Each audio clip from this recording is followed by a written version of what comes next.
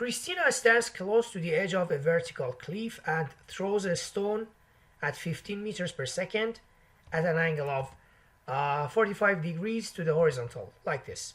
Air resistance is negligible. Point P and on the diagram is the highest point reached by the stone here, and point Q is at the same height above sea level as point O. Christina's hand is at a height of 25 meters above sea level, as you see at the beginning. The stone has been thrown from 25 meters above sea level. Okay. A. At point P, on a copy of the diagram, draw arrows to represent I, the acceleration of the stone. Label this A. You know, air resistance is negligible here, so everywhere, point P or on any other point, acceleration is the acceleration due to gravity, so it is downwards and always 10 or 9.8 as you wish. So I can label this A. Double I. The velocity of the stone. Label this V. Okay, the velocity of the stone at point P is an exception because at point P I'm sure Vy is 0 because it's the highest point and it won't go upper. So the only velocity we may imagine for the point P will be a horizontal one, Vx. But Vx is the same as the Vx at the beginning because Fx is 0, and so I believe that Ax must be 0, so Vx remains constant. At the beginning we will have V0 cosine of 45 degrees, the horizontal component of the initial velocity, which is 11 meters per second by substituting the values. So it keeps the value everywhere, even at point P. So at the point P, I expect the same horizontal velocity, but this is the only velocity it may have.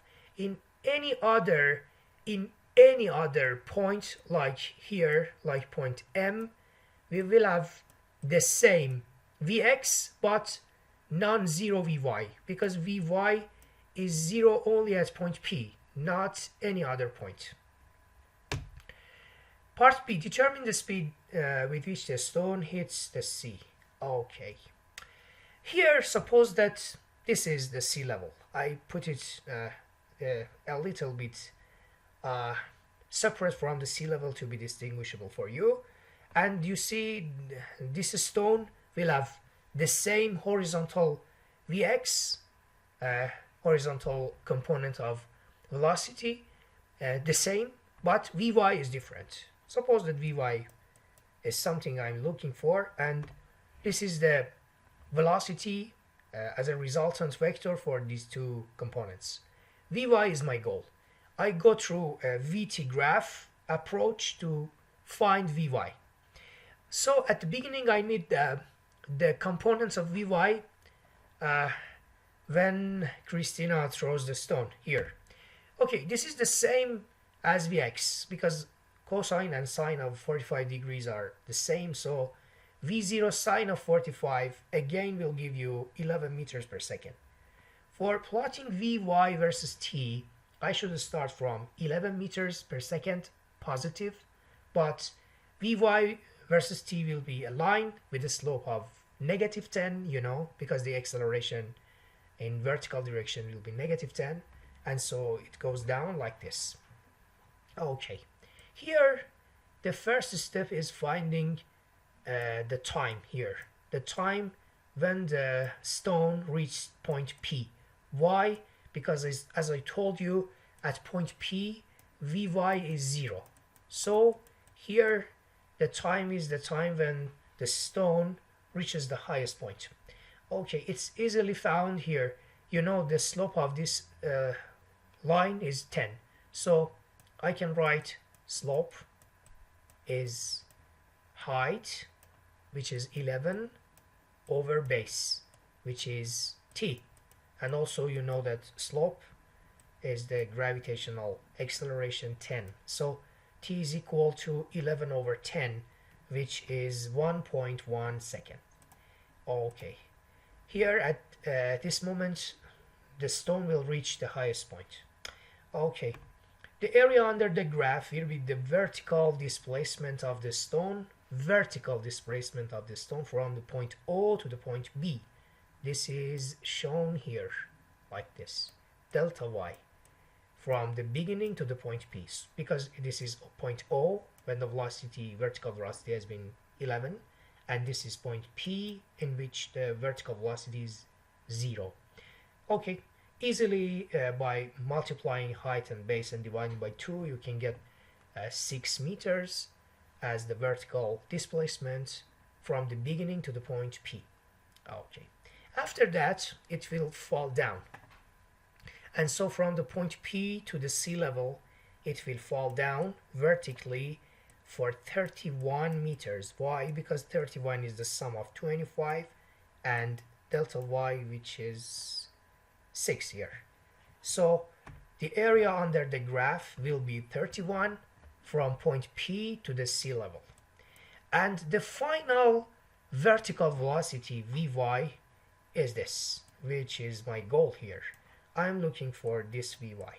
Okay, from now on pay attention to a mathematical point. Okay, here suppose that I have a triangle with area of A and a base of X. Okay, suppose that this is a similar triangle to the first one. Similar because all angles are the same, but except the base, which has been doubled. Of course, the height, which could be y at the beginning, must be doubled here because the two triangles are similar. So if I double one of the sides, I automatically will double all of the sides. So for finding the area, I should multiply height with base. But if I multiply the two values, I will get 4a, because each side has been doubled, and so multiplication of the two will give you 4. So if I double one side and keep the triangle to be similar to the previous one with the same internal angles, I automatically will have found area to be 4 times greater. If you do it by 3x, in which in comparison with the beginning the base has been tripled, automatically of course the height has been tripled again, and so the area is 9 times greater. It must be the same. So the relationship between sides and areas are square relationships. So a2 over a1, if you compare every two triangles here, must be x2 over x1, or even if you like y2 over y1 to the power of 2. So this is the relationship between area and each side, provided I keep the triangles similar. Okay, we were here, as you remember. This is 31. Okay, for finding Vy, pay attention to these two triangles. First is the two white triangles. The first one has the area of 6 and the second one area of 31. Okay, the ratio of the areas must be 31 over 6, which is 5.1 regarding all significant figures. 5.1 ratio of the two areas.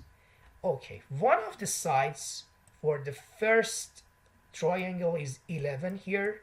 The other similar corresponding side is Vy here, which are opposite to the same angles.